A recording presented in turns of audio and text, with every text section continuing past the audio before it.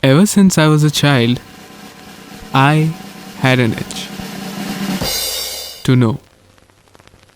25th of June 2022, I landed for the first time in Mumbai, which makes it pretty obvious that the constant rain was the first anomaly which hit me hard. The second anomaly was the local train. The first time was horror. Second time felt struggle. Third time was a fight. The fourth time was surrender. But something changed, or maybe the city changed me. Moving with the crowd, dodging all the elbows, I somehow managed to accept these jam packed trains and the pouring rains.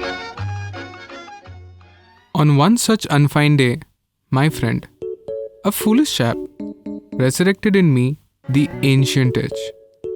One lost to childhood, the itch. To know why in the world is everything in a pav? Vada pav, misal pav, usal pav, keema pav, samosa pav, pav, pav, pav, pav, pav. This question made me go through a whole lot of dishes, and well, lots and lots of pavs.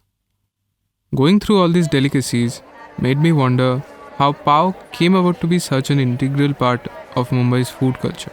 And when I shared this information with my friends, we together started pondering about its origin. Well, for some time. And then we went back to a good old friend, a few clicks here and there. We found Pau as a bread finds its origin from Portugal.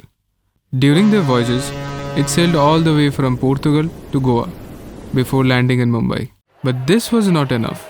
Our curiosity with Pau took us to places and people. And finally, we landed upon this gentleman. So, firstly, I wanted to understand the origin of paos as a bread. Where does it come from? And who are the first people to make it? Pau essentially is just the Portuguese word for bread. There is nothing intrinsically special about the word pau. And it's the Portuguese who came to first Europeans to come to India. And so they obviously, I think, they first came to Kerala, but then obviously they eventually, I think Goa was their colony for a long time. And essentially that's essentially it's the Konkan coast where they introduced this basically baking with yeast per se. If you actually Google for dinner roll, right? It's basically, it'll look exactly like pau. So European dinner roll is essentially the sort of bread you can buy in a large batch. It comes in small units, so each person in the family can tear off one part. So, how did it eventually seep into Mumbai? Urban environments are always places where culinary exploration happens. A specific kind of culinary exploration, particularly street food. Right, street food is not a big thing in a village, right? But in a city where people are working in factories, people are moving around, and there's no agriculture. You want a place where you can quickly go grab something, and hold something. Yeah, come back and work. It has to take very little time. It cannot make a mess. It cannot be a thali with all gravies. It has to be something you can hold in your hand, right? Around the time of the U.S. Civil War, right?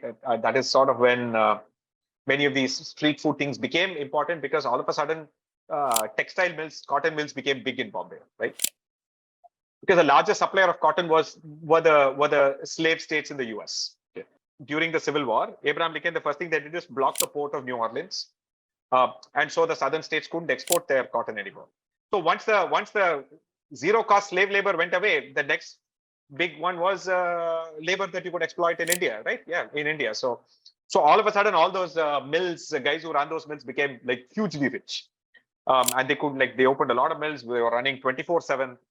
All of a sudden, Bombay became a big city, and a lot of people, immigrants came in. What I understand from this conversation is power is essentially a worker class food. So, how do you think if it eventually crossed all the boundaries and what happens is that I think when the food that poor people eat, right? When those poor people stop being poor, they stop eating those foods because they associate those foods with poverty and they won't eat it, right?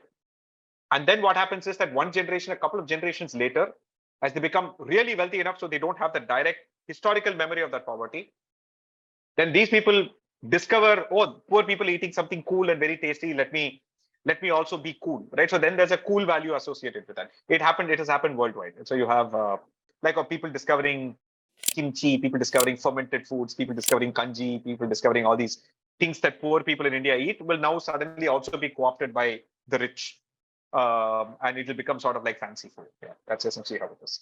So that's how sort of it became a thing where, oh, now everybody in Bombay has grown up eating vada pav in their childhood and so on, and you're going to college, you're going to eat that on the streets, and so on. So you kind of have that nostalgia of it. Yes.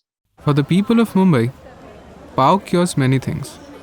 Cures the hunger for some, cures poverty for others. And, well, for me, it cured my ancient itch to know. Everybody will be dancing and we're feeling it right. Everybody will be dancing and be doing it right. Everybody will be dancing and we're feeling alright.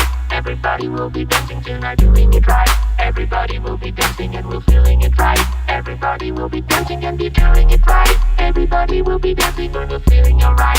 Everybody will be dancing tonight, doing it right. Everybody will be dancing and